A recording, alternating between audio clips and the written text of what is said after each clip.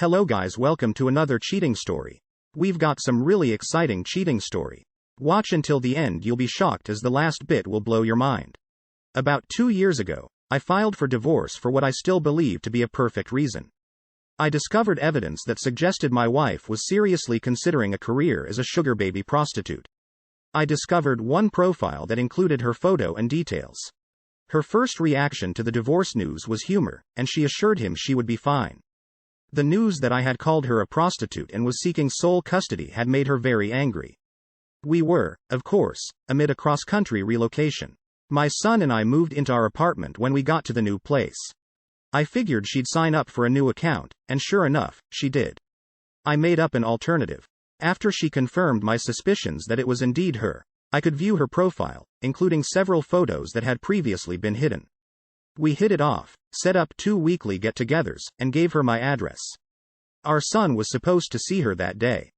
She postponed seeing our son until the following weekend, and I did the same with our phony meeting. After giving her the address, I followed her car and told her to get life at you. I then received a text explaining that the whole thing had been a joke and that she had recognized my number.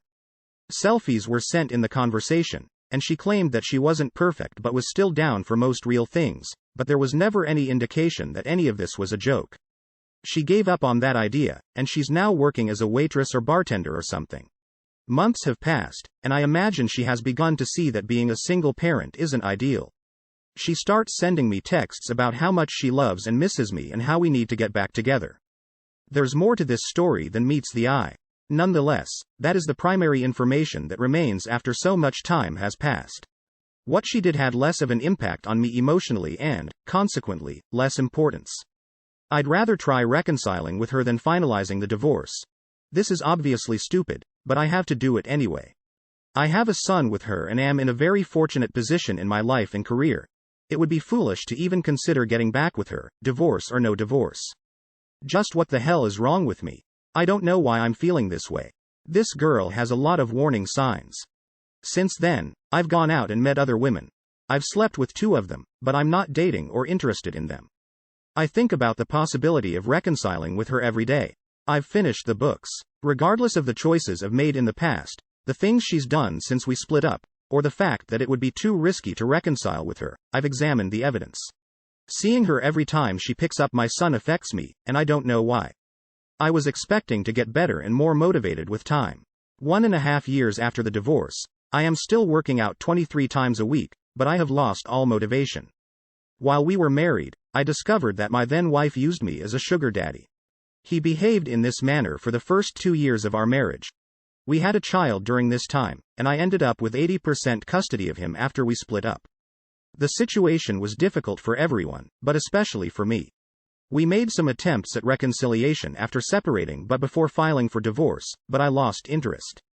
She told me she wanted to work things out, but I later found out she was dating, had seen other people, and was actively pursuing a new relationship. Of course not. I had respected her no-contact order as best I could and reserved our Valentine's Day conversations for the sake of our child. My son and I were together, and he was sound asleep. Late at night, the ex sends me a message asking if she can come over because she's having difficulty settling her thoughts. To shorten a long story, we slept together, and a week later, I experienced my first ever STD symptoms. I saw a doctor, and it turned out to be gonorrhea. My anger is directed more at myself than at her. I told her that because I've seen how easily thrown off women can be by UTIS's phone chatter. We can't have that happen. Later, she sends a text saying she'd prefer to meet in person. Apologetically, she approaches me to offer her condolences. According to her, safety was always a priority. Therefore, I am still trying to figure out what went wrong. Timeliness and lack of safety measures. I'm not angry at all, so I know it was her. To try and make amends, she interprets my words differently than she should have. There is no dwelling. My son and I recently relocated to a home I purchased for us. Since it was my space, I told her not to enter.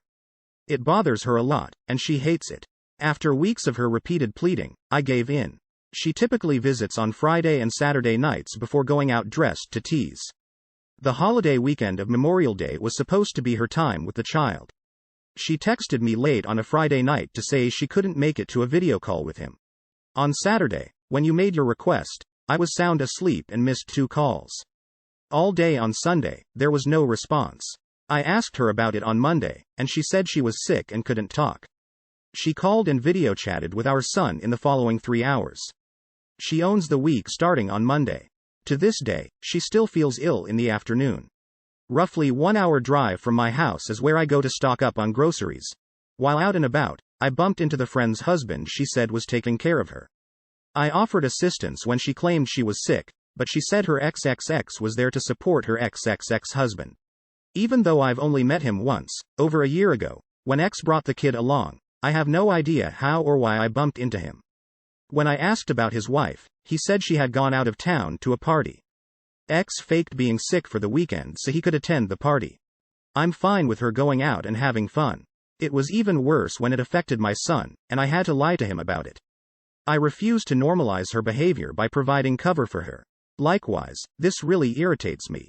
Taking the time out of my day to make a video call so she could speak to our son was a small gesture of sympathy on my part. So I decided to end all friendly relations and only communicate via video call from now on. I've had it up to here with all the lies. Your revision came just 4 years late. As my skills improve, her desire to avoid me decreases. My previous posts will provide some context, but I'll summarize most of it here.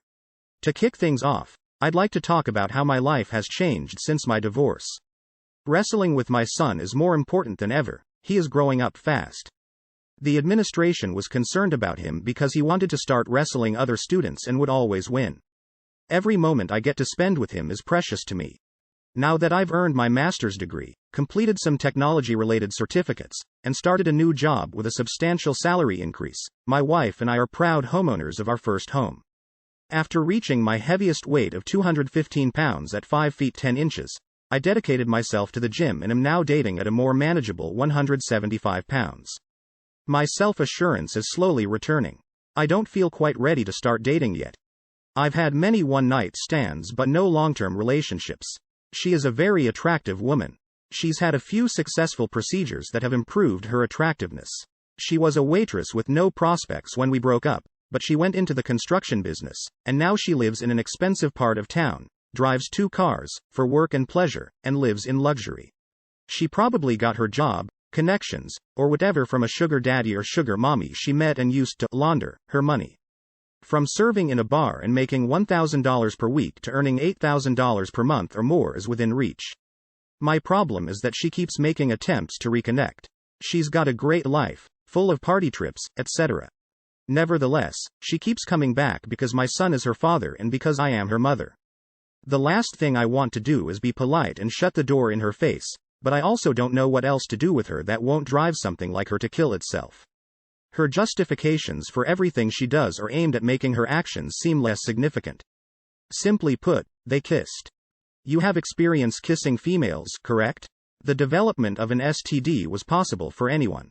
The sugar baby service was nothing more than a dating website. Oh my God, what have I gotten myself into? Seeing a therapist was something she suggested, and I'm considering making the trip to lend a hand. Nope, not in our case. At this point, I could care less if I ever saw her again. I'm just not sentimental about SX anymore.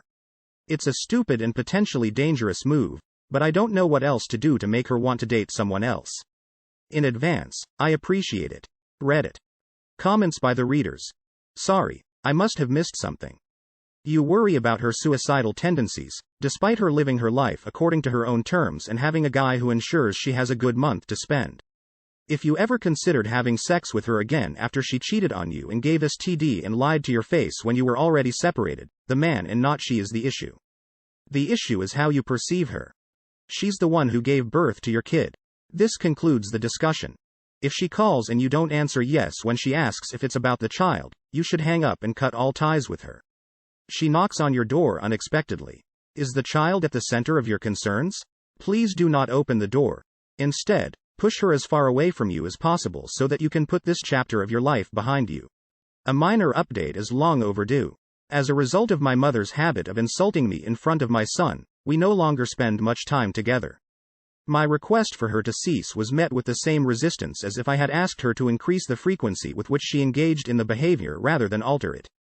She decided to start hanging out with my ex and spread the word to my out-of-state friends that I'm a horrible human being by sending them messages.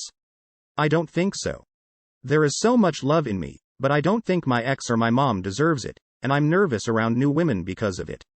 What if my son rejects them? I'm a catch, I know it. I look good, I fit in well, I'm funny, and women keep in touch with me after dates. But I don't feel like hitting them back. As an extrovert, I'm finding that I'm withdrawing into my own company more and more out of jealousy for my ex's freedom and success. Story 2. He showed up at the door in his underwear while having a hard-on. Obviously, I caught him off guard.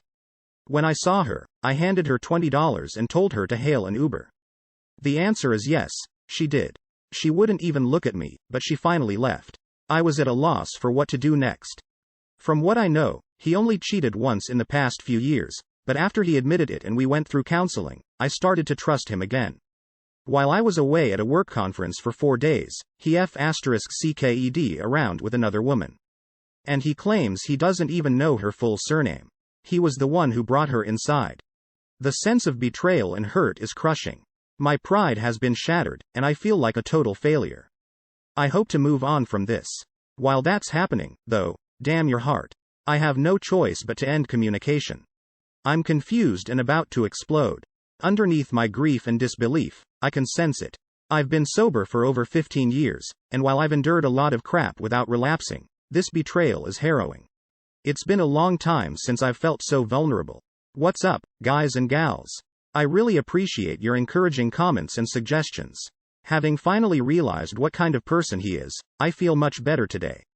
The relationship between us is over, and I must now move on. I'm better off without him, and he deserves what he gets for his bad behavior. Reddit. Just so you know, he's the one experiencing difficulties. I'm sorry this happened to you. Get emotional support from people you know and trust, like friends and family. The possibility of a BC sponsor exists. It's not worth your effort to maintain sobriety for this man. It's not okay to be disrespectful to anyone. Wow. The man is genuinely repulsive for doing that. I'm waiting for your response because you're absolutely right. We need to find a new sponsor at this time. The time has come for me to regain control of my life and proceed. Story 3. My heart feels like it's been broken, and I guess you probably will understand because this discussion board is for people who have been cheated on. The name sums up the content. There was an affair between my mother and father. The relationship was purely emotional but involved one of their staff members. They've struck out on their own and established a successful enterprise. They've known each other for 9 years and married for 8. My family is shattered because of the news. That was something we learned about 2 weeks ago. In retrospect, that was the single worst night of my entire existence. I was in shock for a few days, and even then, I didn't let myself feel it. But now that I have, it's killing me. I won't bore you with the details of my upbringing, but you should know that this is the worst thing that could happen. My dad is currently residing with her at the marriage counseling facility. They're making it work for now. Can someone please tell me how to get over this? What the hell do I forget what she did to me? How about I start making amends with you? As of this moment, I have no desire to. I wouldn't say I like the sight of her right now. She was almost responsible for our demise. My father's heart was shattered, and I felt it rip from my body due to her actions. I am at a loss for words. That's because I have backers. Since I don't see my therapist again until Tuesday, I don't want to put too much pressure on my boyfriend to help me through this difficult time until then. Can you give me some honest advice? Just a little bit of relief would be great. Reddit. Please keep up your sessions with your therapist so you can work through your problems. Your role should not be to mediate between your parents. To be honest, I don't think this is the right group for you, but it could be helpful for your father to read about the experiences of others in similar situations. Story 4. She has BPD and is at a loss regarding what to do with her life. The high school graduation ceremony for my 19-year-old daughter was yesterday. Since May of this year, she has accomplished absolutely nothing. Constantly, it worried me. Because of her demeanor, attitude, and mental health, her mother had her evicted from the family apartment a few days ago. During her exploding rage, she broke her mother's belongings. After that, she called me up, saying she was upset. To cool down, I suggested that she take a walk outside. Nope, she tore up the apartment, and it wasn't the first time she'd done something like that. They settled in a smallish South Carolina community. My home is in a different state. Her mother and I have separated, but it would be disastrous for her to come live with me in a big city without any sense of direction or purpose in life. I've told her what she should do, but she hasn't moved an inch. Today she told me she has no motivation for anything but hasn't gone looking for help. I can't figure out what to do for the life of me. She doesn't want to live with anyone on her mother's side of the family. ATP, it's because of trivial reasons. She is currently staying with a friend because she has no other options due to her lack of employment, transportation, or financial resources. To escape the confines of her current hometown, she plans to move into a campus dorm with a friend and her boyfriend. As soon as I heard that, I shut it down, realizing that allowing my daughter to participate would be a disaster in and of itself. After graduation, I don't want to be that dad who suddenly stops talking to his child. I've seen parents do this before, but she hasn't done anything to help herself, and she hasn't listened to any of the advice I've given her. Her favorite things are smoking weed and the small amounts of money I send her occasionally.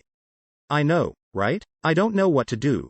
She called me a few days ago to tell me that she and the people she was staying with got into a fight, but she didn't report it to the police. Why? Not sure. The short version is that I told her to stop acting like a fool. After she yelled at ATP, she abruptly ended the call. I have no choice but to let TLDR be her teacher. Concerned about the future of my oldest daughter. Like they did in high school, Mo assumed PPL would continue to look out for her after college. She has no drive and is constantly complaining about everything. Also, I just paid her over $500 in traffic fines for editing my paper. Try communicating with her again. Let's see if I get a reply from her. Last but not least, I want to get her into professional help.